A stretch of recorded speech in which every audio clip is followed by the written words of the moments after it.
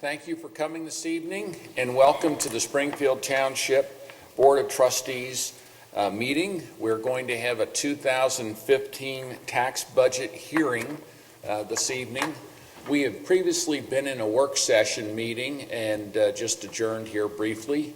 Can we please have, let's have a motion, though, to convene the 2015 tax budget hearing. So moved. Seconded. All those in favor? Aye. Meeting is open.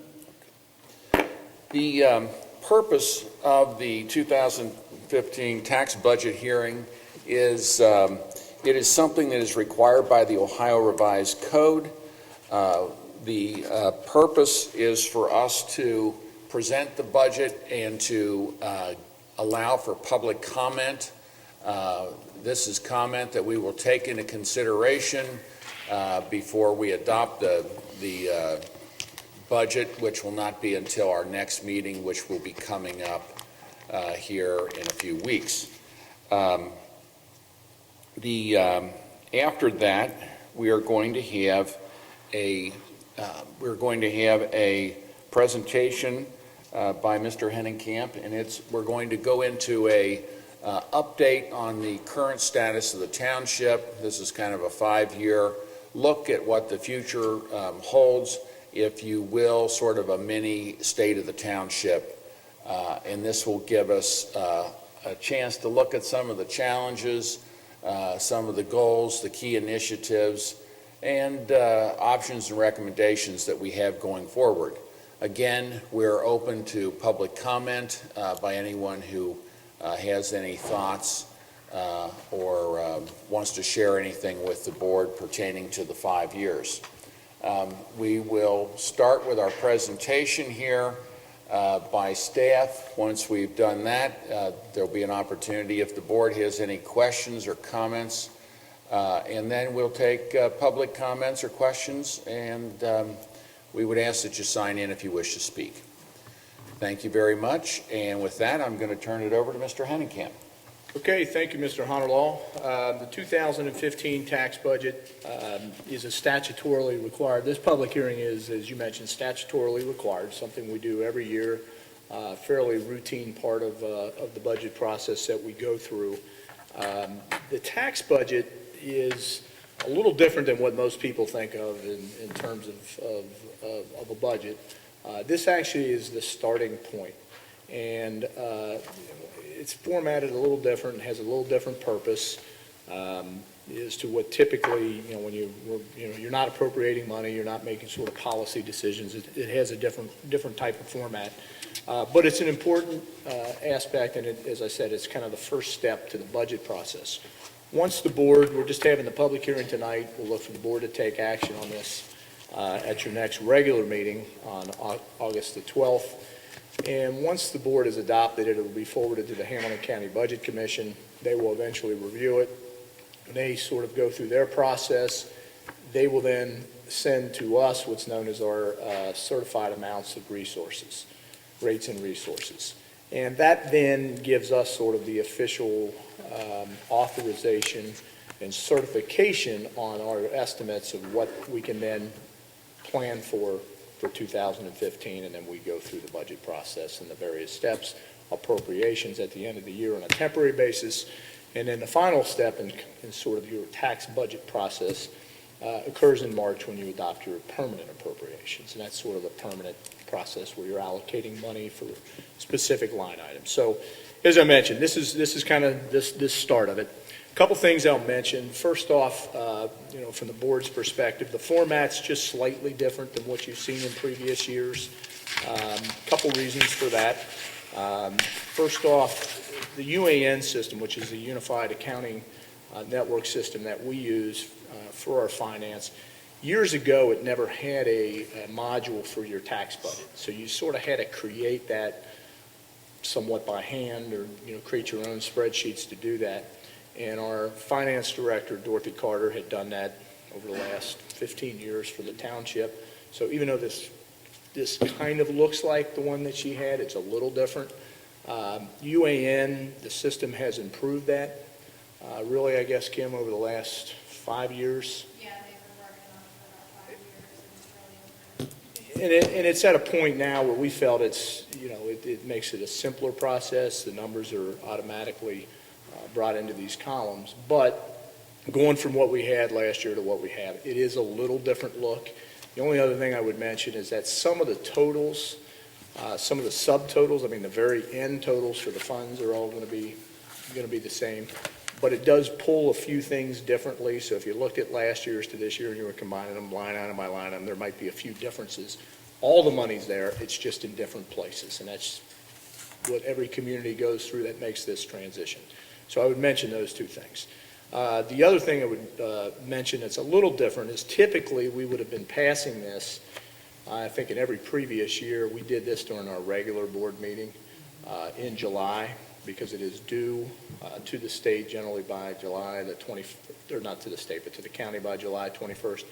Given what we've gone through in the transition in our finance department with, Dorothy Carter's serious health condition and what we've had to do in bringing Kim Cox, and this is obviously a good time to formally and publicly introduce Kim Cox, who is our finance coordinator. And Kim's been kind of thrown into the fire, joined us about a month ago. Knowing that situation, we requested, and you can request an extension from that time. We did, and we got the 30-day extension. So probably could have got it done on time, but we wanted to be sure, given everything was, kind of Kim coming on board in mid-June. It just gives us a little more time. So we probably could have made the deadline, but the extension's pretty simple thing to get and ask for. So that's why we're probably about a month behind what we would be typically doing this, but again, it doesn't impact any other part of our budget process. So what the tax budget does is quite simply, it provides, it's really 4 columns for each of our funds and the various breakdowns of those funds as the UAN system does it.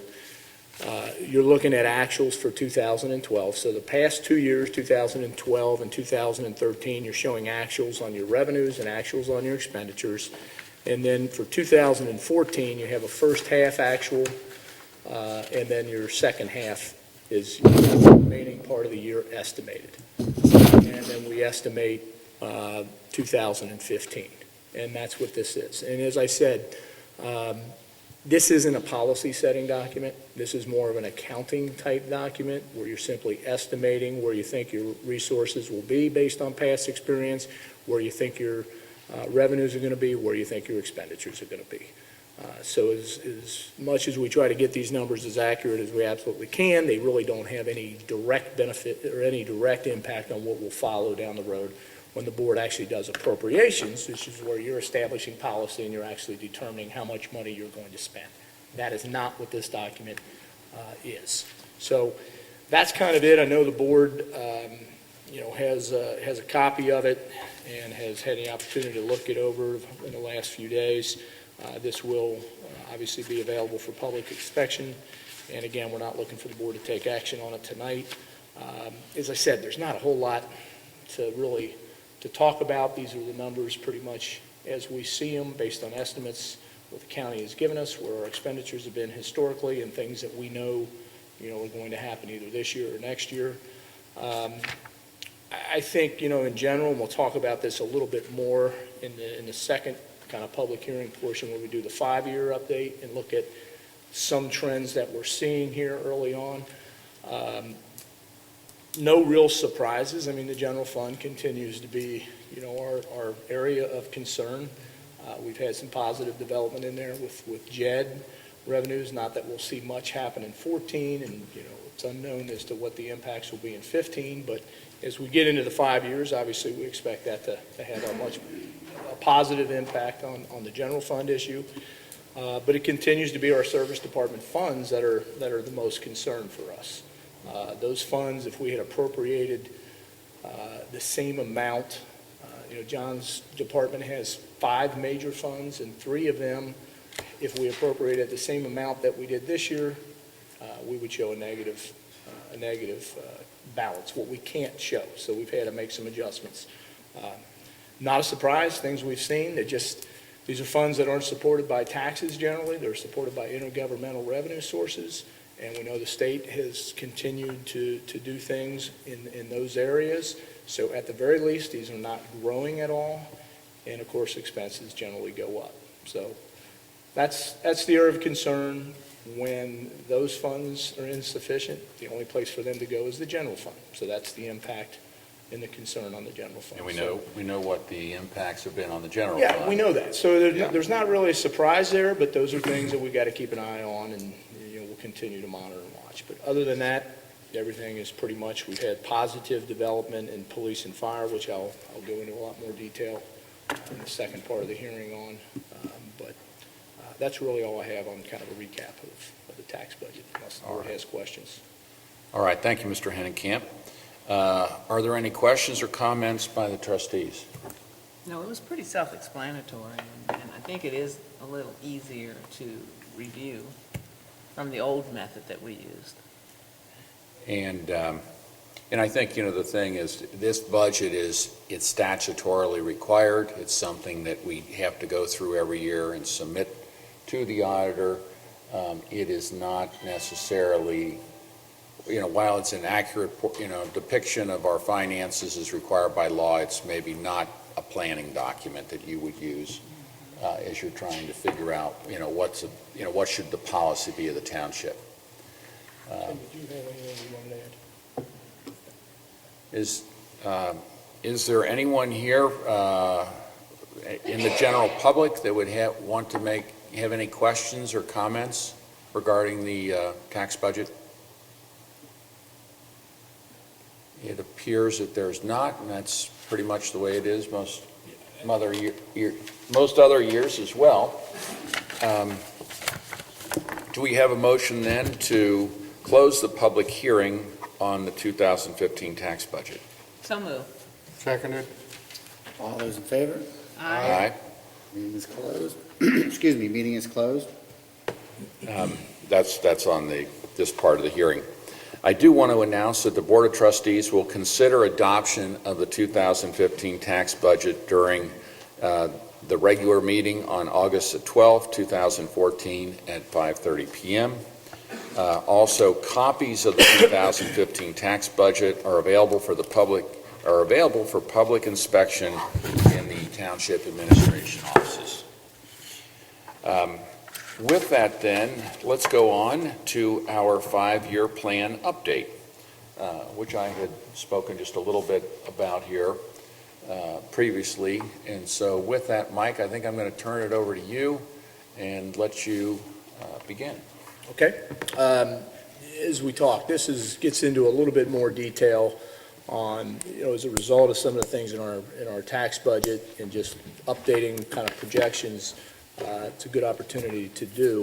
What I want to do is just briefly go back and look at the last 5 years, kind of as to how we got here. These are some of the things that for a lot of the folks that are out there that have been through the JEDS here, you're going to see some familiar slides, so some of it's a little bit repetitive, but it's always good to take a quick review back as to how we got here. And then, as a result of that, where are we sort of now? What are some of the developments that we're seeing, kind of a current status update? And then the next 5 years, a sort of look ahead as to where we're going into the future, what sort of issues and challenges we have, where we think our projections are, and maybe some of the major initiative plans, opportunities, and recommendations that we're making. And then we'll obviously open it up for any board questions and comments, and then any public comments. I think, in looking back, there's a couple of major categories. Obviously, the factors as to the last 5 years, really, obviously there's always some unique community characteristics, things that we have to deal with that are unique to Springfield Township. Of course, the economy, really 5 years ago, we're starting to see some signs of coming out of that, and then the legislative actions, which had a great impact on the loss of township revenues. I think the keys for us in looking back and some of the characteristics of the township of what makes us different and why those things are important is you look at our land use patterns. Unfortunately or fortunately, and that's a pro and con to that, we're primarily a residential community. That's great from a quality of life standpoint, but unfortunately from a tax supporting standpoint, it puts a significant burden on those property owners. We don't have a lot of industrial, commercial type land uses, as you can see, about 10%. And then I think the other really, really staggering factor is that about 30% of all of the property in the township is in some type of public or nonprofit land use category. A lot of that, of course, is Winton Woods, but it's a lot of area that doesn't generate or pay any type of property tax. We are a very diverse community, something I think we all know, and then we have some difficulty with what I'll call segmentation or neighborhoods. We have some areas that are completely isolated from the rest of the part. This gives us some interesting service delivery challenges, and I think because we have a lot of different school districts and zip codes, there is that sort of segmentation where you don't have everybody feeling like, they belong to one constituency. We have been very, very effective. I think we're one of the leaders in the state in how we have cooperated intergovernmentally. And I think that's one of the things that we've been so frustrated with the legislature is when they say the answer to everything is collaboration. We've been doing that for 30 years very effectively just to survive to the point where we are. While probably a lot of communities could do a lot better job at that, and while we still want to do more, we have been doing it well, and that's one of the things that set us aside. Township's financial structure, we have 28 different funds. Each of those funds have specific restrictions as to what they can and can't be used from.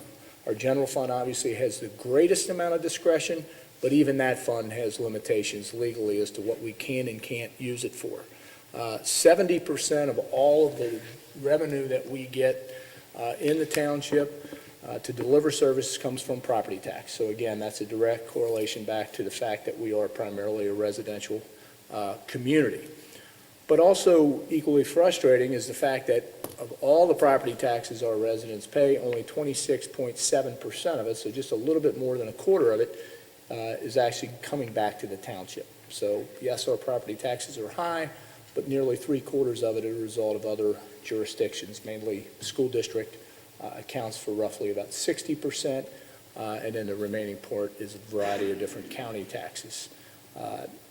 Not surprisingly, for most governments, most of your expenditures are going to be in personnel. We're service-related type industry. That's what we do. We provide service, so we're very labor-intensive.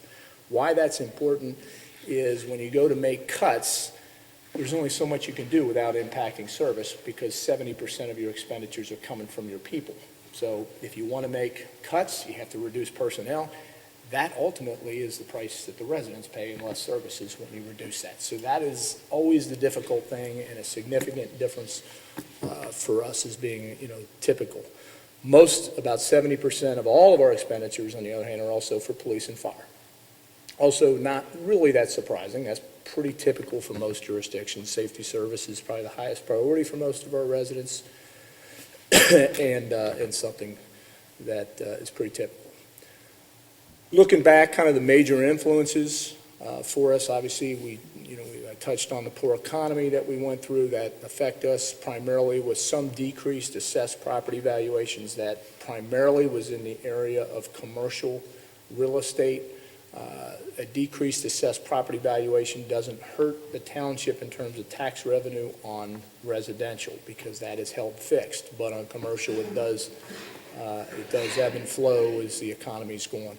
We've talked at length about the actions of the state legislature with the appeal of the state tax and local government fund reduction, tangible personal property tax, reimbursement elimination, and public utility tax elimination that all hit the township very, very hard. And this just gives you an idea of an average of what we've looked at for basically the last 13 years, that 40% of our general fund was supported by the estate tax and another 20% from LGF. And these were the two biggest areas that the state cut. Of course, the estate tax was eliminated and the local government fund has been cut in half. So these pieces are missing right now in terms of revenues that the township used to rely on. And of course, we went through this with the JED presentation that 53% of our general fund revenues were eliminated, and that was a large part of the rationale behind the JEDs. Looking at those in actual numbers, on average, we lost about $1.5 million per year on the estate tax. We've lost close to $400,000 probably even a little more than that, as that fund is taking, again, another hit, LGF, so we've probably lost now, or will lose in 15, close to 500,000 from where we were at our peaks of about 750, 6 or 7 years ago. And then the tangible personal property tax and public utility resulted in another 40,000 to the general fund, 40,000 to road district fund, 70 to fire district, and 120 to police district. When you total those all up, it's about a loss or a hit of about $2.5 million annually. Clearly, the state tax had bigger years and smaller years, so these are averages, but it was more consistent than it was for most communities, and that 2.5 is about an average of what we lost. As a result of that, and really beginning probably even a little earlier than 2008, but we really, even though we had been doing these things for many, many years, I'm kind of focusing on what we did in the last 5 or 6 years, and we really upgraded and honed in on some strategic planning efforts. We went through a series of expenditure reductions involving staffing, program reductions. We increased our intergovernmental shared services, internal consolidation, and some public-private partnerships. There were also some steps taken to enhance our revenues through either a tax initiative or through some economic development projects that are bringing in more revenue. Looking very quickly kind of at our strategic planning efforts, going all the way back to 1996, so this is going far back than 5 years, but in 1996, we did our first vision plan, and in 2007, we updated that vision plan. We update our land use plans on a 5-year basis. 2011, we went through a comprehensive neighborhood master plan where we had over 70 residents of the township involved as part of a committee, committees that were neighborhood-based, and then each of these different 12 neighborhoods came together as a group once for about a year-long process. The trustees went out in every neighborhood of the community, and we had meetings, and we got feedback. We've been practicing results-oriented budgeting, probably going even back further than 2007. And since about that same time, we've had an internal process among our department heads and key administrative staff called Performance Stat, where we meet on a monthly basis and measure very specific targets and specific outcomes that are the goals of the board from a budget standpoint and other things. All told, one of the things that came out was our strategic mission statement.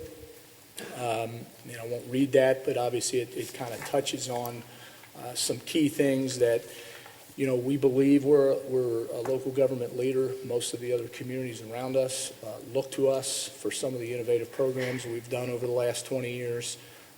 We continue to have a very professional organization. We have a great amount of experience among our staff, and we try to leverage that best we can to make sure that we're providing the highest level of customer service to our residents. But at the end of the day, our goal is to provide public value, and so that the residents find public value in the services that we provide.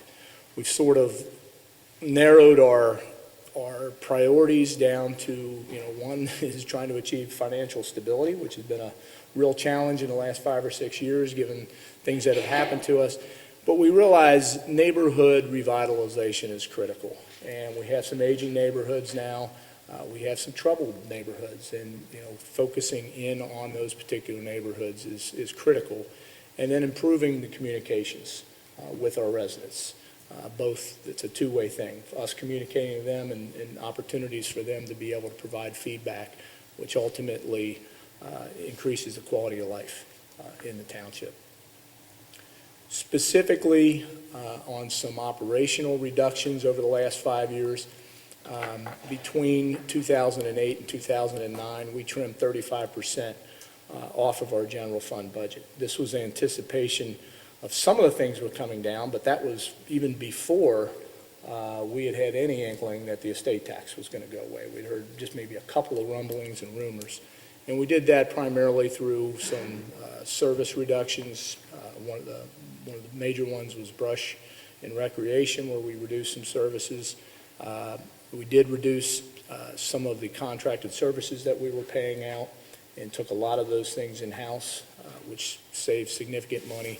And unfortunately, we scaled back on some capital and infrastructure projects to get to that reduction. We've also made reductions in some of our programs, in parks, shelters, and of course with our community, Waycross, public access TV. We've made staffing reductions in pretty much all of our departments, either mostly through attrition, but in some cases through layoffs. We did employee reassignment, we've restructured, we've combined jobs, and really, quite frankly, our employee compensation and our benefits have been something we've really honed into. We were very successful with our police and fire departments in renegotiating contracts and then getting new contracts. Really, both of those departments, fire's just on the last year of a 3-year deal where they've taken 0% for 3 straight years. Police is in the middle year of taking 3%. At the front end of both of those departments gave back a 2.5% raise that they were entitled to by contract and renegotiated. So something we were very successful. We've had salary freezes basically in just about all of the other areas of the township since 2010, and we've been very successful with our health insurance during some difficult times of renegotiating and modifying benefits to get us cost savings. And of course, this year we've finally gone to self-insurance, which we believe will add some new things.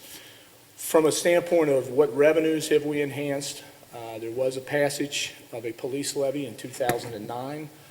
That levy, surprisingly, probably during the worst time of the economic crisis, passed by, I believe, 75%, I think, which was a testament to the value our residents place on police and the job that they do. We were successful in passing a $1 million 5-year fire levy. We'll talk about that levy here in just a little bit. We were able to increase our senior and community center rental revenues by almost 300% by making some changes back there and basically taking the full amount of all rentals with bar service is where a lot of that revenue comes from, and opening it up to different caterers. We've added park fees, something we never did before. We've actually been very, very successful in getting into some worker comp programs and getting some grants that have helped.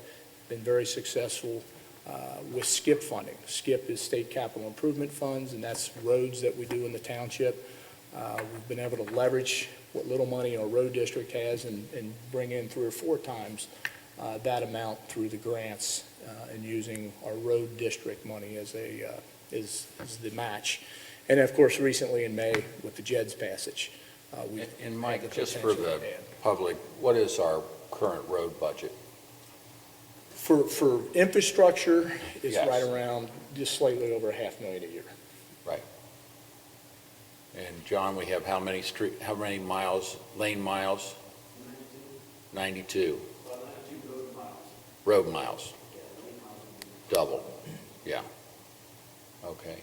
And how far does $500,000 get us paving a road? The Greenfield Village project, which is Richfield, Hardware, Cheyenne, Sandalwood, is $580,000. So that's only 4 streets that we're getting done for, more than $500,000. That's probably not even a mile, is it? Probably not a mile. Combined, all those streets, maybe close to a mile or. About a mile, okay. Well, you kind of get a sense of where we are funding-wise. Right, okay. And so that's why it's been so important to Yeah, absolutely. leverage our taxpayers' dollars with state grants. Yeah, exactly. If you didn't, that's, like I said, like John said, we've leveraged half of that to get those types of streets. Otherwise, that would be our entire budget. In fact, probably, would you say it was 538? 580 we probably wouldn't even had enough to do that in 1 year with our road district budget. So yeah, Skip's been. Exactly. I didn't mean to interrupt. No. I think that's what we want to do throughout this anytime.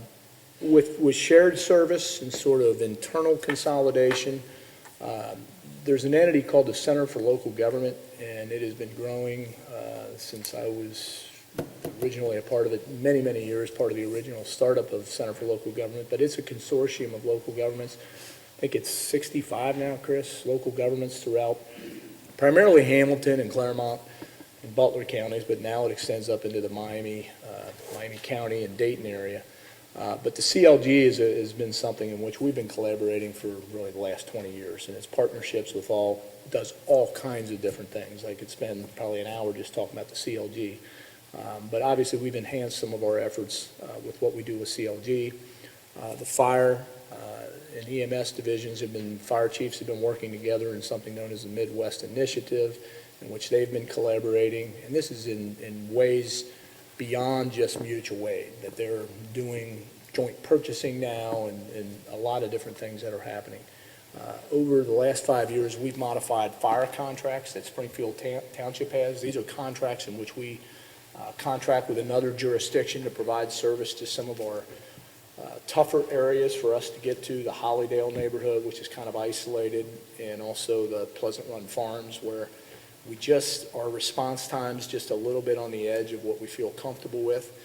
So we've had renegotiated contracts. We used to have contracts with Forest Park, and Forest Park did a tremendous job for us for many, many years, but under the money crunch, we looked for more creative and innovative ways, and give Chief Leininger a lot of credit for initiating something called a first responder program, where we contract with Colerain Township to provide first response. In other words, get there first, we're on our way, we're coming from Station 75, but this assures a 4 to 5 minute response to those areas.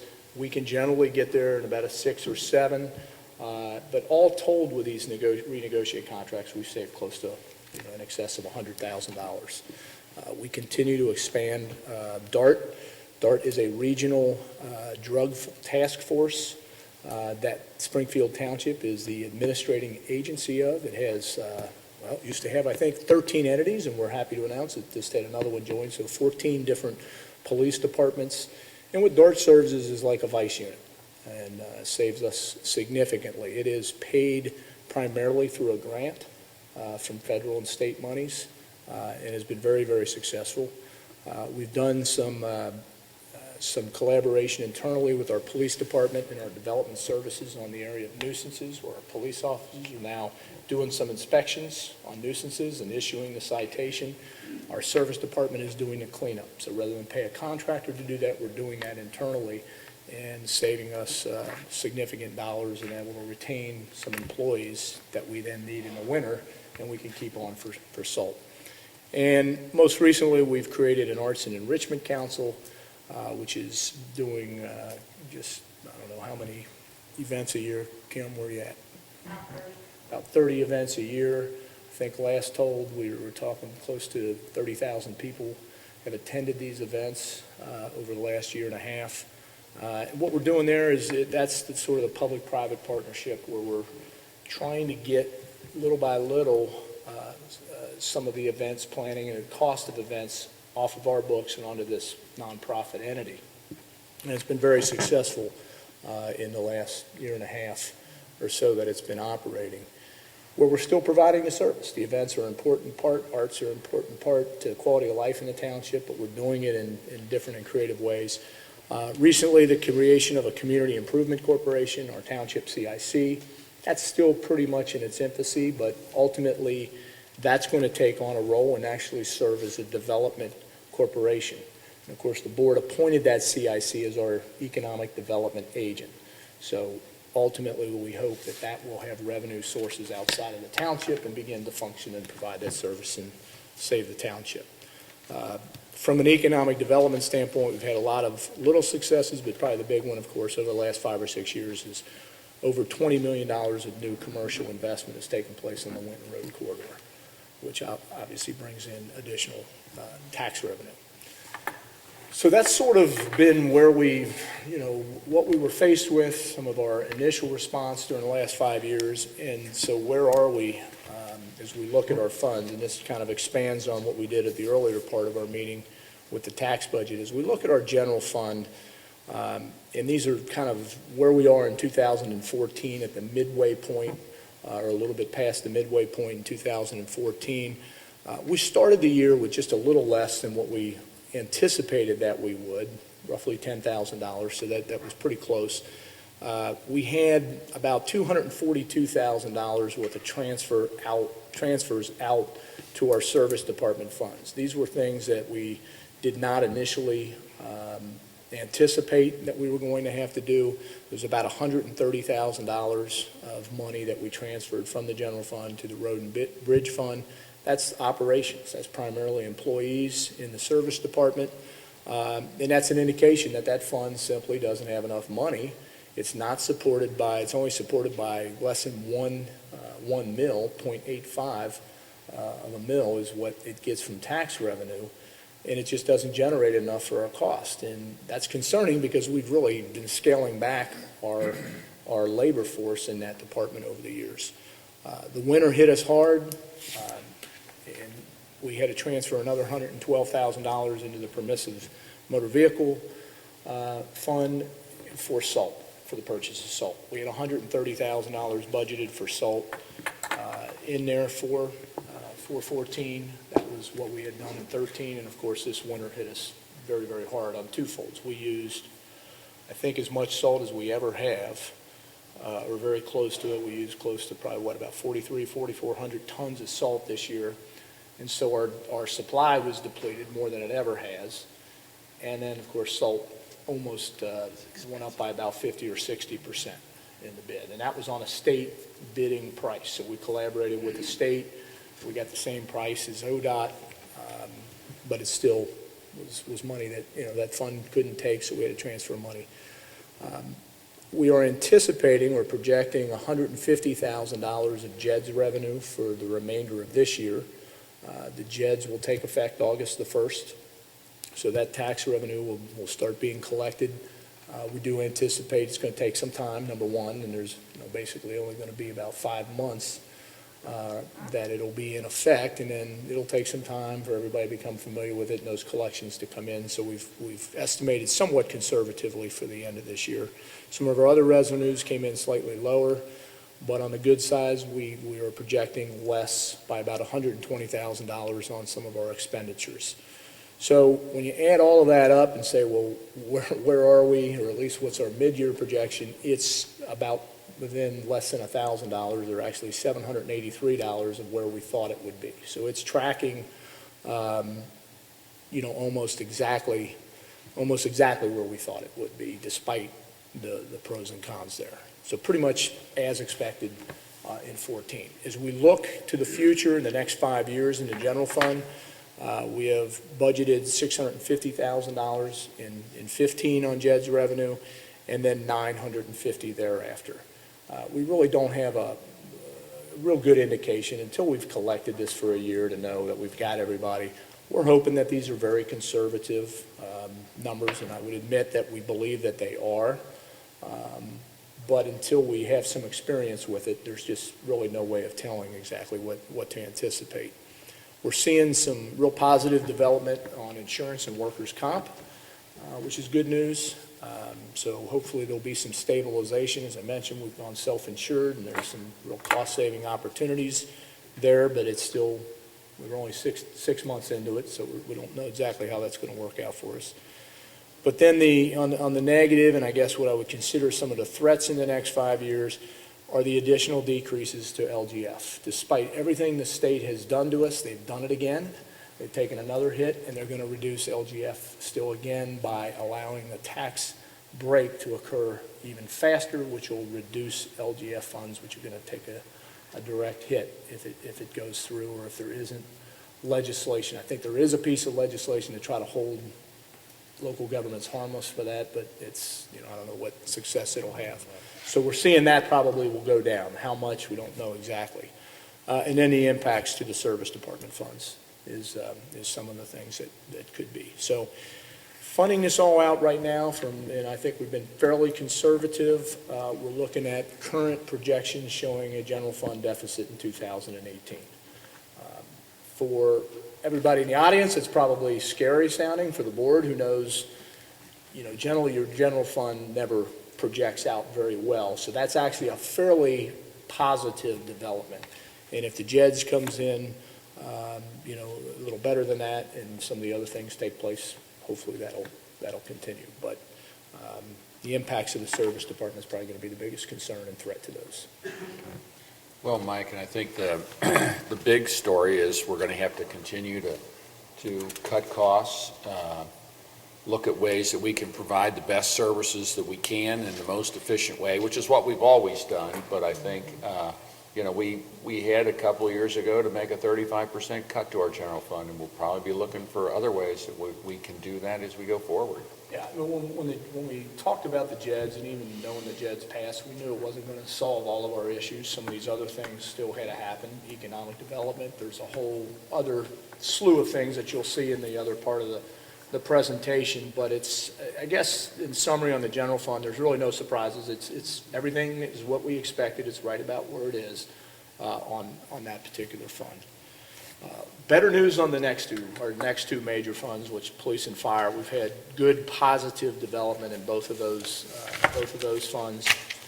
We started the year 1/1, basically January 1st balance, about $468,000, better than what we had projected.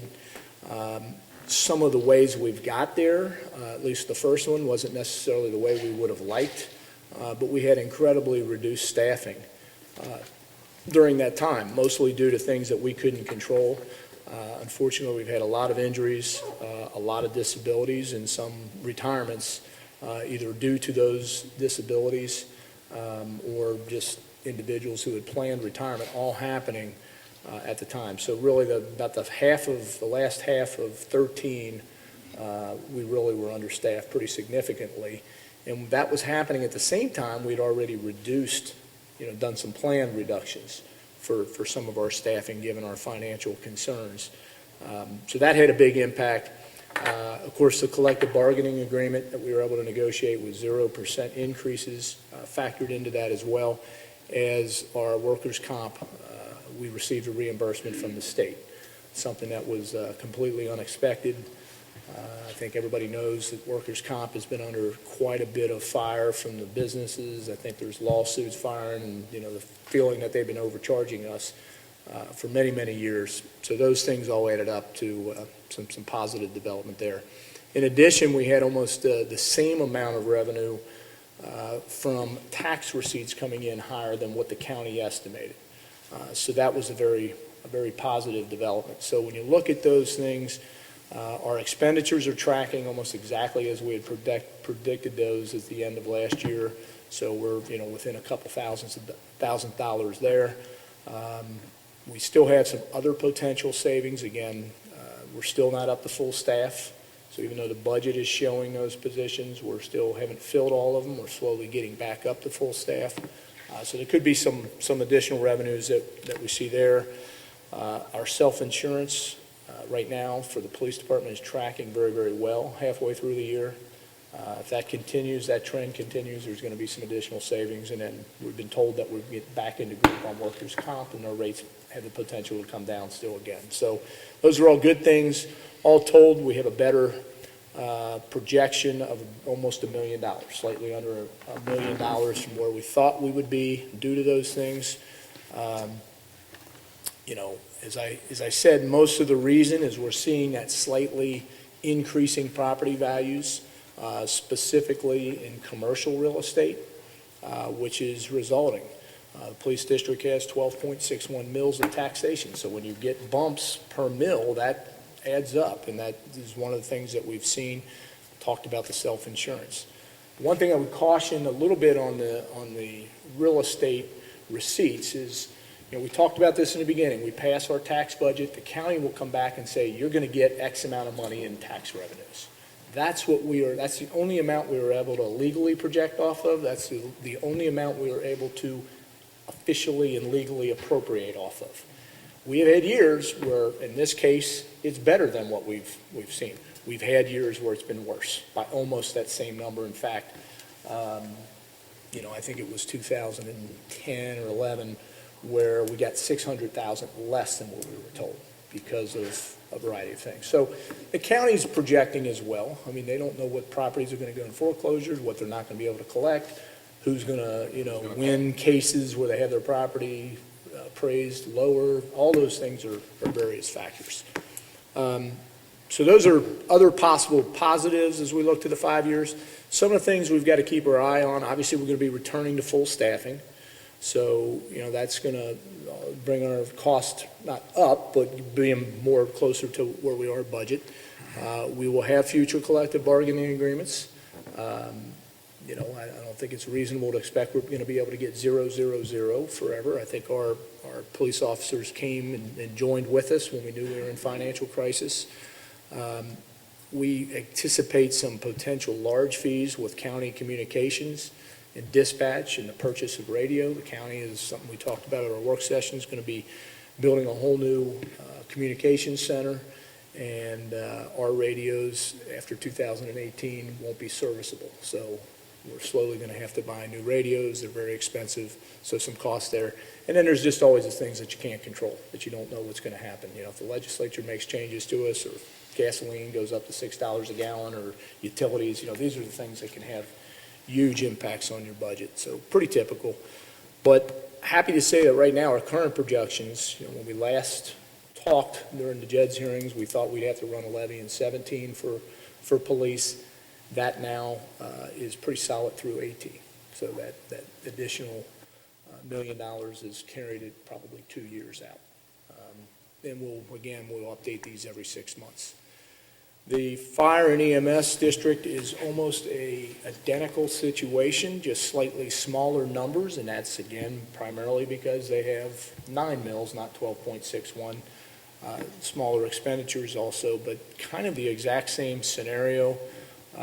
Their fund balance came in almost slightly under 300,000 more, and their receipts came in about 325,000 more than what we had anticipated. So again, kind of the same reasons.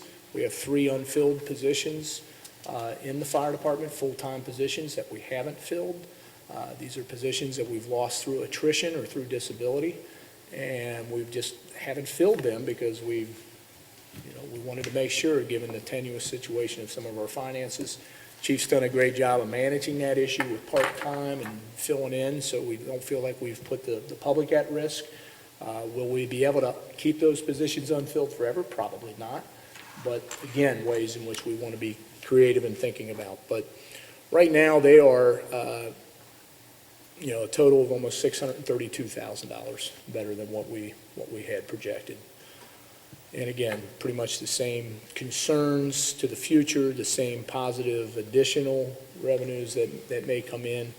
But right now, our current projections are showing funding through to 2017. Situation in the in fire is just a little different because they have the levy that we passed in 2011 expires in 2016. So if it's not replaced, you're talking about the loss of almost $600,000 of tax revenue that wouldn't come in. So if you lose that money, obviously, 2017, you don't have enough money to continue to operate. So something will have to be done at that point, primarily just because it was a 5-year levy. We put it on as such. So that's what's sort of driving that issue. I guess in summary, looking kind of at the 3 major funds, the big issues really are general fund, which we knew. It just simply doesn't have the property tax millage as the other funds do. So when things get a little better, we don't see those returns. The general fund only receives 0.34, not even 3/4, 0.34, basically a third of a mil, whereas the road and bridge is 0.85 of a mil. In the road district, the fund you were talking about earlier, Joe, as far as what we fund infrastructure and road improvements for is 1 mil. So that generates right around that $550,000, $560,000 a year. Whereas police has 12.61 mils and fire 9. So that continues to be our major concern is the service department funds, our infrastructure funding. On a positive side, I think the JEDS will have a huge impact. If it comes in as expected and slightly better, then that gives us some revenues to leverage for the service department and for infrastructure. The positive police and fire funds development is as spoken. Of course, we have the 1 mil issue that we need to decide what we're going to do with there. And then you've always got the things that you can't control that can play havoc with these different scenarios. So kind of summarizing, and as we look ahead as to where we think the issues are and what are kind of key decisions that need to be made in the near future, from an operational funding standpoint, I think we sort of have to come to make a philosophical decision as to how are we going to fund operations. Are we going to do it the way we've been doing it, with individual levies primarily for police and fire and roads, or do you consolidate them? And we talked about some of the pros and cons of what that could look like. That decision, the 2016 decision is probably is where you're going to have to make that, whether you're going to replace that levy or is that the time to maybe look and consolidate levies. The communication and equipment will be a big ticket item. We know that's going to be, anywhere from $250,000 to probably $1 million, somewhere in that range over the next 5 years, or within about 5 years, we're going to have to face that issue. Our infrastructure funding plans, how are we going to fund our infrastructure? Obviously, we've been successful through SCIP grants and loan funding, but that gets more and more competitive. Do we put another property tax levy on to try to fund it? Do we use assessments? These are kind of some of the tools to deal with that issue. Of course, our department structure and staffing. We're continually looking at what's the right staffing model for all of our departments, what's the right structure, what is the level of shared service that we want to participate? Are there joint services? Do we want to do certain services with other local governments? And, are we going to continue to contract it out? And are there opportunities for us to provide contracted service to other communities? We believe there are. Public-private partnerships, the things that we're doing, arts and enrichment and CIC, and then what other type of strategic planning efforts and economic development efforts do we want to pursue? With those, the issues, sort of the recommendations being presented to the board from a funding standpoint is that we take the next year and a half, we use our budget and finance committee, we use our neighborhood master plan committee, and this issue, along with representatives from all of our departments, should be studied. And ultimately, sometime probably in the fall of 2015, we come forward, to the board with some recommendations after lots of opportunities for the public to see the pros and cons. Doing consolidated or individual, there's pros and cons on each way. I don't know that there's something I would tell you there's a right way to do it. There's good to both sides of it, and it's really something I think you just need to get a whole lot of information together and input from the public on how do we do this, to the long term. This is certainly something that we're looking at probably 17 and beyond on how we would do. From an internal standpoint, we really want to continue to enhance our cross-departmental code enforcement. This is something we've started to do with police and service. We want to get our fire department more involved with. You see meeting after meeting the amount of nuisances that we get, and we think we've got some creative and innovative ideas of how we can expand what we're doing in that area. As we talked, we're going to continue our departmental reorganizations. I really see us, especially in admin, downsizing slightly over the next 5 years. I certainly don't see expansion in any of our departments, other than what we've been maybe 2 or 3 years ago. But none of the department heads, we're not forecasting anything to get bigger even into the next 5 years. We're looking at ways in which, if anything, it gets a little smaller, and it does that through collaboration. I don't think we're looking at mass layoffs of our personnel because we're about as lean as we can go. But in some cases, I do see some, smaller reductions as we go through some of our succession planning. We're continuing to work with our police and fire departments on a first responder program.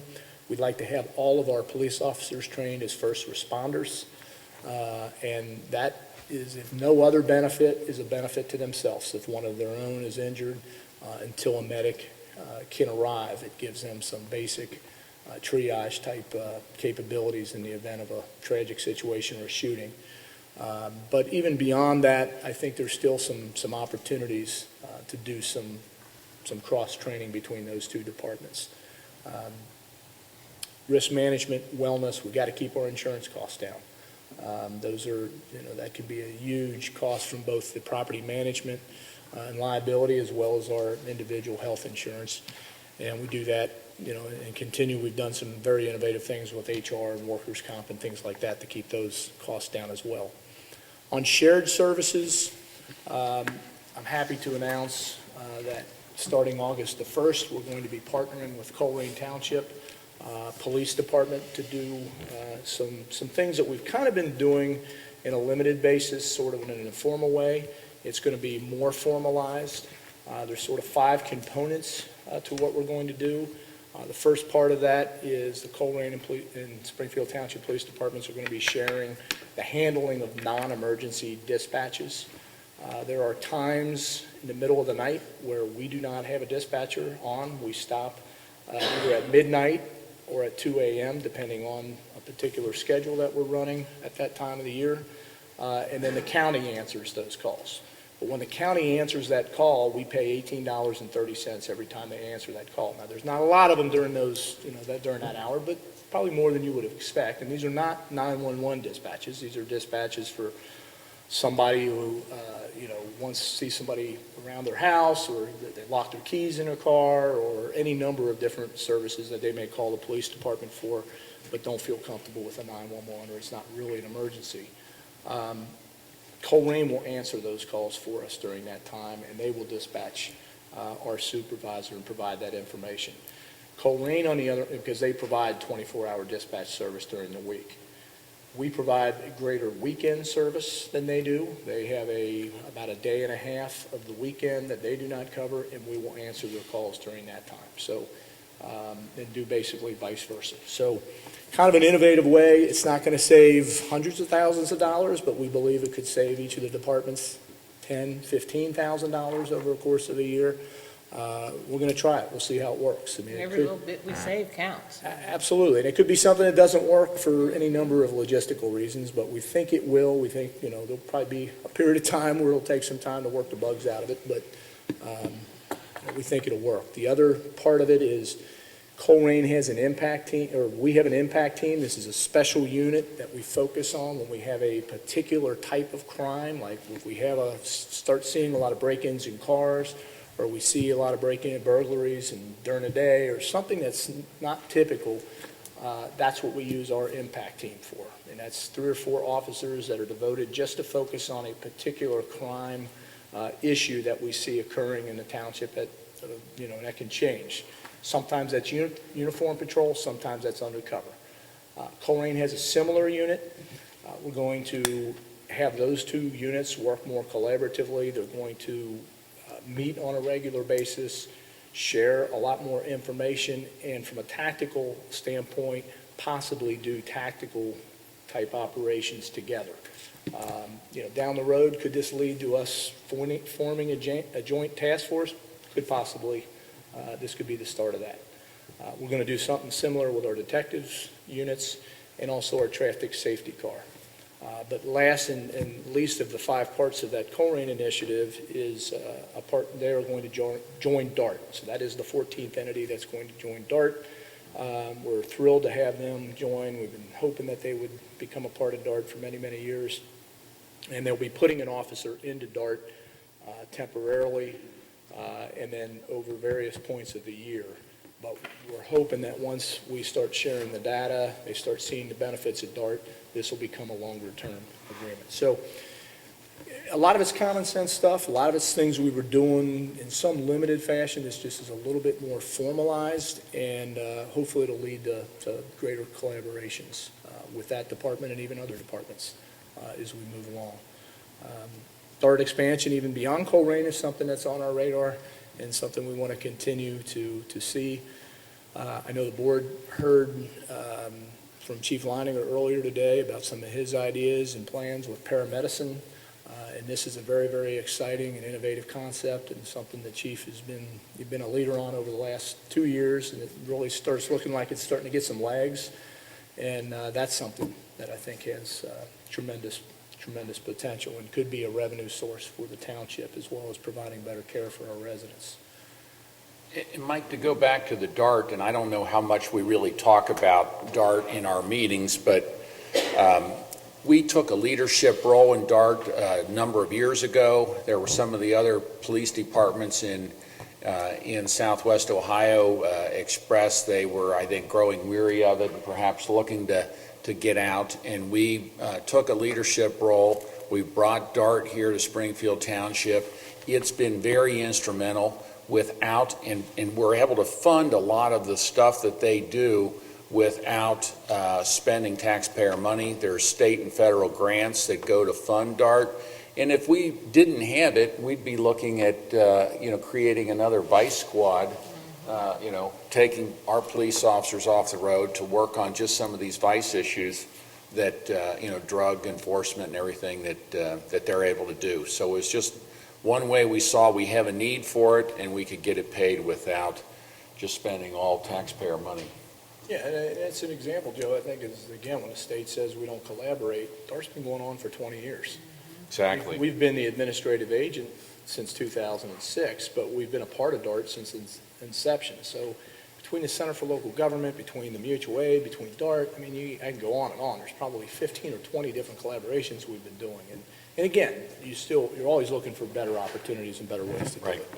And the other thing, too, we never dreamed, when you look at what we're going through at this particular point with the increase in heroin addiction and heroin problems in all of our communities, we never dreamed that we would be facing this crisis, and it does impact all the communities. It's just not Springfield Township, and that DART program is right on time as far as helping to identify any individuals or areas that are high risk, and then going in and problem solving so that we can minimize it, and hopefully at some point say we don't have that problem anymore. So that's really important. Yeah, I think Chief Heimpold estimates roughly 85-90% of all crime in Springfield Township is drug-related in one form or another. The actual, it could be a homicide, but it's related to drugs. Absolutely. And so many things are, so that's why DART really is critical. We are pursuing additional partnerships with our athletic associations for parks. Again, this is designed to take some of the financial burden off of the township, while at the same time assuring that our parks are maintained and that there's still opportunity for the youth in the township to participate in athletic events. So these are discussions we've had. We've had a lot of really promising potential in the last couple of months of development. Things we've been working on for a long time are moving along. So that's something we want to continue to pursue. Talked about arts and enrichment, the senior and community center, and our CIC, all things that we want to continue to pursue. We believe there is great opportunity for our police and fire departments, who we believe are, if not the best in the state, certainly among the best in this area and among the state, to provide service to some areas. We believe we can go into these communities and provide that service for cheaper than what a community can do it themselves, and do it at the highest possible service level. So those are things we'll continue to pursue. We made the presentation to Mount Healthy. Chief Leininger and I did last September, something we're going to continue to follow up on the fire and EMS side, because we think there's such a natural fit there to do that. So those are areas we're going to continue to pursue. From a comprehensive neighborhood master plan implementation and sort of CIC role, we really have to get into probably 5 or 6 of our neighborhoods and develop very, very specific neighborhood housing strategies. We've got some trouble spots. They're not new, but they're certainly not getting better. And we need to develop some strategies to address some of those issues. Our core development, which is what we refer to as the Warder Nursery property, and that development is also one of our highest priorities. It has been. It's been probably the most frustrating thing because we go through the ebbs and flows of the economy, but we're hopeful that by the end of the year we've got some preliminary recommendations to the board on what that development may look like. And then just identifying corridor updates and sort of the top 10 redevelopment sites in the township, sites that we believe have the greatest opportunities for future economic development to keep our tax base strong, or some of the major initiatives. So that's kind of our look back where we are today and some of the major things that we think will be on the agenda over the next 5 years. Thank you, Mr. Hennenkamp. I appreciate that. That was a long presentation, but I think it was very comprehensive. And I can tell you that takes a lot of effort and a lot of work to put all that together. But I think that was a pretty succinct look at where we are now, what the future, as much as we can see it, what the future looks for our community. And it's this kind of stuff that we're constantly doing here in Springfield Township as we try and be good stewards of the public's money to be the effective leaders that you expect us to be. With that, is there anyone in the audience that would like to get up and have any questions or comments? If there is, I would ask that you come up to the podium, state your name and address for the record. I think there's a sign-in sheet. I don't know, Kim, There is a, does the board have that? no. That's what they need. Well, they wanted to, you had a sign-in sheet for speakers. They just all signed in if they showed up. Okay, you can do it anyway. Oh, everybody's If you signed? want to take them. Everyone signed in. Everybody signed in? That they were Okay. here, yeah. Right. Is there anyone, Joe, I saw you had put your hand up. If you would come up there, that way you'll be on the microphone and this could be picked up. Joe Gorman, 8824 Falmouth Drive, and President of the Finneytown Civic Association. Mike, you did an excellent presentation tonight. Talking about redevelopment, top 10 areas, we have the main artery coming through Springfield Township, Winton Road, and it seemed like it's getting worse and worse driving it. I can't imagine a business wanting to relocate here if that continues to be that poor quality of road. Is there anything coming down the pike that's going to improve that within the next millennium? The southern portion of it, from basically North Hill, where it's sort of where the improvement we did a number of years ago stops just south of the Galbraith intersection. You'll see that, John, I think this year, right? The county has, they've received a SCIP application. They've got a loan to repave the southern portion. Northern portion, basically from St. Bart's north all the way up to the lake, a little longer time frame. They're applying for an OKI grant. That's a little more complicated because they're going to do widening. In the southern portion, there's no widening. It's just, total reconstruction of the actual pavement, but it's going to be the same right-of-way, the same lanes, everything. But in the northern portion, there'd be some right-of-way acquisition. That is looking like maybe a 2016, 17 timeframe. What the county engineer is hoping to do is secure some short-term funding to at least Band-Aid it. It's awful. You're absolutely right. I mean, it's really in bad shape, and there's no way it's going to make it through another winter. They've done some pretty significant patching on there, but it's still pretty rough. So I think they'll have to do, hopefully, maybe a micro overlay to Band-Aid it until they get to 217. So the good answer is yes, there's solutions. The southern part this year, the northern part a little longer, long-term, but northern might take. A couple of nights ago, I was talking to a friend of mine who lives in Silverton, and I guess their police department has been abolished or closed down, and Hamilton County, I guess, is now serving Silverton. So the fact that we've got a great police and fire service here still is really important. People over in Silverton are like, they're seeing a big decline over there right now. So, good job on the police and fire. Thanks. Thanks, Joe. Thank you, Joe. Is there anyone else that would like to address the board this evening? Yes, sir.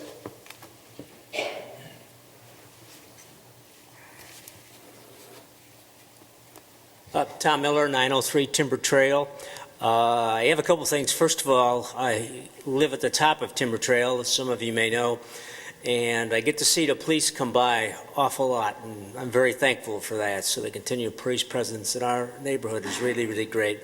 The other question I had is, with the Warden development, since we do live down near the southern end of the township, has there been any idea what that might be? Is there any preliminary sketches or thoughts as to what it could be? You want me to talk about that a little bit? Yes, Tom, the water development as we purchased that property years ago from the city of Cincinnati for about $710,000. And we now have, I don't know, it's 40-plus acres there. Almost 50 acres. And we have access that goes all the way out to North Bend Road near the St. X, as well as some access with the school there onto Winton. There have been a number of different projects over the years. We had a developer in Nashville, Tennessee, who was very interested in it back in 2007 or so, right before the economy tanked. Thank God we didn't go forward with it then. He's come back, expressed interest in it again. I know since the economy went where it did, there's been the market is apparently demanding apartments. And so the first phase of it is he wanted to build apartments. You have to, if you're going to do some of these developments, you're constrained to a large extent by the economy, what the demand is. You can't build stuff that people can't afford or can't get into. By the same token, it wasn't necessarily everything that I think we're looking for. We're looking for that's a big project. That can bring in a lot of people. It can bring in a lot of development and additional tax revenue for that matter. It can make our commercial districts on Winton Road more vibrant, increase the kind of tenants and business owners that we would have.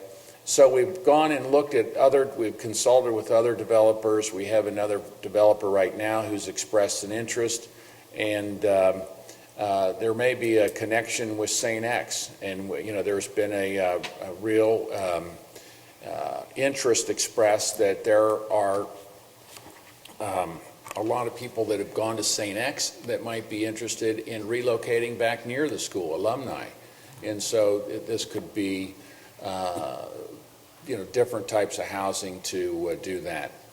One of the things that we found, if you look at, say, the Central Park projects, it's been a very successful project that Henry Fisher did some years ago. And we've done studies, this is all, Mike, going back at least 10 years, but there is kind of a dearth of places we have a lot of single-family residents, but as people get older and they're maybe looking to retire, there aren't a lot of places for people like that to go if they're looking to maybe get rid of the bigger yard and more of the maintenance. And so I think it would be a mix, in the end, of primarily residential. That's what I was going to say. Probably the easy answer is it's a mixed-use development. Yeah. And some of what's sort of complicated about it is it's not just the development of the property of Warder Nursery. I think the board, one of the strategies that we've had and why it's taken long is that we don't want to simply develop that 50 acres. It's got to be a development there that leads to a transformation of a greater area and brings in different things. And I'm talking about all the way up to Galbraith Road and the whole entrance all the way down off of Cross County Highway and even on the northern end and then all the way down to the North Bend area. So it is a massive thing. It wouldn't obviously happen at all one time, but you're looking at something that might have a 10 or 15 year build out on it and see different phases that will lead to, other things happening. So mixed use development, like Joe said, we've heard everything. There's been, the developer in Nashville was doing it wasn't all apartments. It was an apartment phase, doing something a little edgier than maybe what Springfield Township had seen, where you have shops on the first floor and, apartments above, and then some single family, some townhome. It was trying to hit not only a couple different price points, but a lot of different demographics. The development that he has down in Nashville is a community called Lenox Village that has, first time, people that are right out of college living there as well as seniors. And he's successfully really integrated that all into one neighborhood where it really has some really nice spillover and you get some economic development and retail uses that cater to all those different things. So it's, that's kind of what it is. I mean, I'd be happy. There's some renderings that we had done years ago and some plans that, we could certainly, if you want to. Well, I'm really excited about the apartment buildings and increased housing, because I can see that as really being a benefit. And the mixed use sounds kind of good too, particularly if any type of entertainment, restaurant, food type district that could add to the township. I think that'd be actually great. And I just want to say that mixed use is the key word, because there have been for some time, until the economy went sour, a lot of individuals looking to relocate. They wanted to relocate where they could be, in a mixed development. Yeah. And even today, we have individuals who are looking at downsizing, and they want to stay in the township. And they have even explored other areas and other communities, but the communities have not been as attractive as our township has. So if we can retain residents rather than having them relocate, that mixed use development would be the key. Yeah, and as they're finding downtown, with apartment or condominiums, it's probably a lot of younger people, but there would be some, of course, us oldsters that might want to do that. But having a mixed use, having a community that they can stay around in. I mean, we have to go out. We have to go outside of the community oftentimes on the weekends to go out for lunch. And it'd be great to have something down there on that side of the community that we could stop at more often. So thank you all very much. Thanks. Thank you. I mean, the other thing that we didn't mention is kind of part of it. When we originally bought water, we were thinking it was going to be a park. And in some of the early development, schemes that we had, it was a different type of park. It was a developed park. In other words, we had 50 acres of open space in the park idea, and then remember in some of the earlier iterations, and something we still want to see is that through bike paths, through trails, through various things that'll happen within that area, it's going to be not your typical just 50 acres of open space, but through the linear in Parks. Yes, intertwined. And of course, one of our pipe dreams is ultimately someday to look at a community arts facility to be somehow, maybe not on the water site, but somewhere in that particular area, as it kind of is our quote-unquote downtown.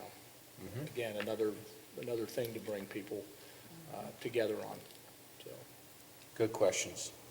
Anyone else have a, yes?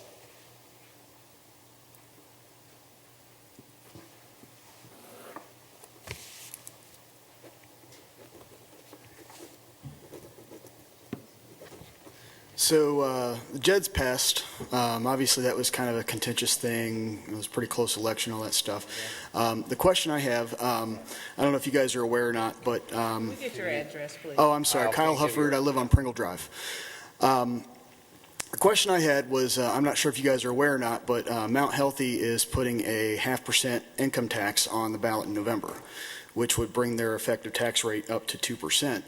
And my question for you is, obviously, the JEDS contract states that, the amount that the JEDS can be is based on the amount of tax that Mount Healthy is. That's the maximum amount is what their tax rate is. That's the maximum amount the JEDS could be charged.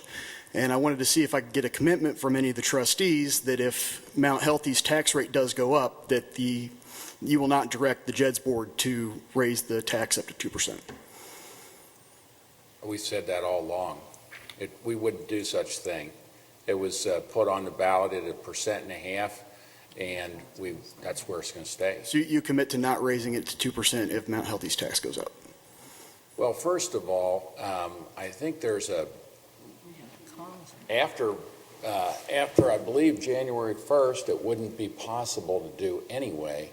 Well, that wouldn't require a contract change. It would just require the JEDS board to raise it up to Mount Healthy's rate. I don't think that's correct. Mr. Gilbert, I know you talked about this. Yeah, in fact, the new JEDS law that went into effect just recently prohibits any major changes to existing JEDS contracts, and a major change or a substantial amendment would be increasing the tax rate. So after December 31st of 2014, even if the trustees or the JEDS board wanted to do it, legally they couldn't based on the new JEDS. Okay. Thank you. Is there anyone else that would like to address the trustees this evening? Any questions, comments? Yes, Robin?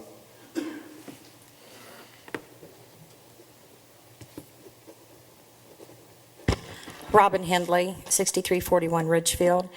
Just as a comeback, I'm confused. Winton Road, I thought Phase 1 was down toward my end, and that wound up being the last piece because it was going to be the most expensive. Is that still correct? What the county is, they are not doing any widening on the southern piece. So they're not going to do the realignment and everything that was originally discussed? And right away, and again, I'm using Ted Hubbard's words, is that the right-of-way acquisition costs have just gotten so crazy over the years that they don't foresee ever being able to do it. They know the road's deteriorating. So they're going to move forward with the full-depth repair and rebuild the road, but it's going to be the same alignment, same geometrics. Okay, I thought I really missed something, and I said, boy, Yeah, when we did the middle phase, you're right. that's why it moved, because of its expense and the difficulty in getting all the right-of-ways. They did do some of it in cooperation with the city. That's where it comes Right. down, just kind of short of the Greek church there. Right. Where it is repaved. They did that in conjunction with City of Cincinnati and did some new geometrics at the intersection of Galbraith and Winton, but that's it. Okay, that makes sense. I saw them kind of cribbing that over and figured I wasn't quite sure what they were doing that for, if they were going to do the full thing later. Okay, I gotcha. Just a comment. I am part of the Greenfield project. Started, 2.5 weeks ago, John, give or take. So far, we've only seen Adelita, who's done the the contractor. And I got to tell you something. I spent a lot of years in that business. That guy is a mover and a shaker. They are putting it in as fast as the weather lets them. The day they did my house, of course, I took the day off. I did not stand outside and watch anybody. I waited till they got in front of my house. I came out and I said, "Can I watch you?" And the guy said, "Sure." So I have cameras in hand, watching what he's doing. They had one guy doing that finish, and I don't know who he is, but he was a Picasso. There is not an air bubble, and there's not a wrinkle in it. Everybody is thrilled. My phone has not rung one time. And that says whoever that contractor is and what he's doing the right thing in the neighborhood. The parking displacement has been dealt with, except for one person who would complain if he got hung with a new rope, but that's okay. It's all settled in. Everybody's kind of found their place. They know they've got to do the same thing backwards when he comes back down the other way, and then we get to do it all over again when the pavers come in. So I'm not sure who the paving contractor is, but if he's half as good as Alita is, we'll be in good shape. So, and your guys are on the job constantly. Your guy's there every night, 5:30. I don't know what his hours are, but he watches everything that was done and goes all over the whole job. He's there again in the next morning. And that's exactly what he is doing. So they're doing a good job, and we really appreciate it. It has been 11 long years we've been waiting to get that street fixed. So kudos to John's department and everybody else involved in it. And John, that's Adelita that'll be doing the paving as well. Well, they'll subcontract the paving. Will they? Typically, they use Jurgensen, but, Okay. at this point, I'm not. Okay. But it's all under Yeah, is Adelita. Adlita going to do the tear out? Or is Jurgensen going to do that? They typically have Jurgensen do Okay, we didn't know for sure. The one thing that I was asked is what happens when they come up on the other side of the street? Where do we park then? And I said, well, obviously, the police department's going to come out and put sacks over the signs, and they're going to let you park on the other side for a few days.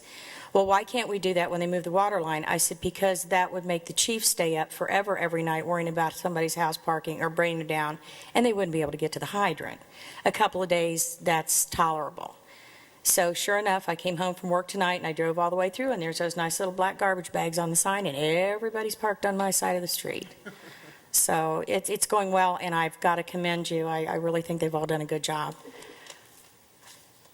Thank you, Robin. There's also, I think for the board, I know that's a project we've talked about. There's some good news.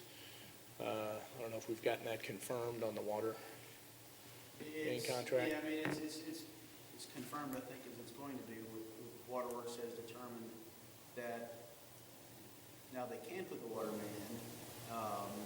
I've received a call Monday, and then a confirmation call Tuesday morning that said basically they cleared their attorneys and they were safe to go ahead and award the contract to Alita to replace the water main. We've got some issues to work out with coordination of that piece of it, while they're kind of in the middle of the road project, but since it is the same contractor, I think it's going to go very smoothly.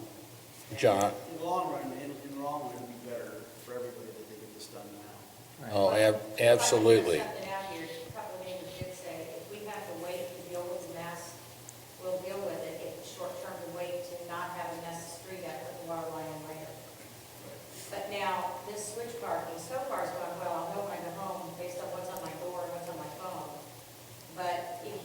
used to it for this and say, I see, that wasn't so bad after all. I don't think it's going to be as hard to digest when the final move takes place.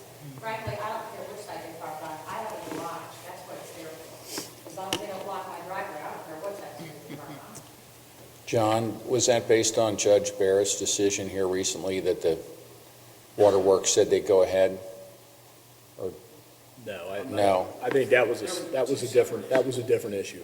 Totally different, okay. Totally different issue. I think Okay. that had more to do with the county, didn't it? Separate arguments going on between the city and the county. That was a separate issue that was resolved. This was entirely different. Okay. All right, but no, we would love for the water lines to get laid before we do this street repair. I mean, they'd have to go back and fix it, but the Waterworks would, but we had to go forward with the project, or we were in jeopardy of losing our funding to fix the street at all. So that was We the, had no idea when the Waterworks was going to say No. yay or nay. Could have been a but year or that's 3 great, years. that's great news. So does that Certainly mean that is. they will be able to get it done this season? I guess what I'm saying is if they don't get an early enough start, the painting is completed, we lose part of skid line. No. No, I'm not worried about that. It's more of a coordination thing at this point, which it looks Right like. now, it's strictly coordination, making sure that we do this right, that we Yeah. don't, try to get ahead of ourselves. I've already been talking to the contractor about what they want to do, how they think it should proceed. And I've got my own ideas how I think it should proceed to make sure that we're not, going in there and doing things and then having to undo them later on and waste our money or waste Waterworks money. So we're going to figure out the best way to proceed, and that's what we'll do. So That's it great. might be a good idea. We probably jumped into that, and most people are probably scratching their heads saying, what the world are we talking about? But typically, when we do a road project, especially a major road project, if there's utilities that have to be done, utilities that aren't ours, in this case, Waterworks wants to replace water mains. We were lucky in that they bid at the same time we did. It was perfectly coordinated, and as luck had it, it was even the same contractor, which was great from a coordination standpoint. Alita was both the contractor for the water main, hired by Waterworks, as well as the Township contractor on this project. Unfortunately, there was a lawsuit filed by groups of contractors regarding the Waterworks bidding process, and there was some concern that that could be tied up in courts for, like you said, Mark, 2 We had months, we had no 3 idea. years, 5 years, who knows? And, we were kind of at the standstill where they weren't allowed to, Waterworks wasn't allowed to award that bid. And now the news we have is that it looks like it's been resolved at least enough to where Alita's been given the go-ahead. So hopefully they can catch back up and we can coordinate it and get them both done at the same time is the way it should be. But it's the problem that I don't think a lot of times the public, and it's frustrating for the public because it's, kind of typical government. They think, well, that's you guys not coordinating. Well, we don't have any control over these other jurisdictions. MSD, Waterworks, they do theirs. We try what we can to do to coordinate it and make sure it's done at the same time. And generally, that's their intention, but these things sometimes get more complicated and out of our control. Our first thoughts were when we heard that there was going to be this delay with the Waterworks is, well, let's delay our project. We won't do ours until they get the pipe in. And then because of this lawsuit, we said, well, we can wait so long and we're going to jeopardize all our funding and we won't be building anything. And so, but this is good news. It's very good news. And John, do everything you can to, coordinate with them and let's do it right the first time. The public deserves it. Yeah. All right. Any other questions? It appears that there's not. Do we have a motion to adjourn this meeting? So moved. Second it? All those in favor? Aye. Motion carries. Thank you, everyone, for coming. Good questions. We appreciate it.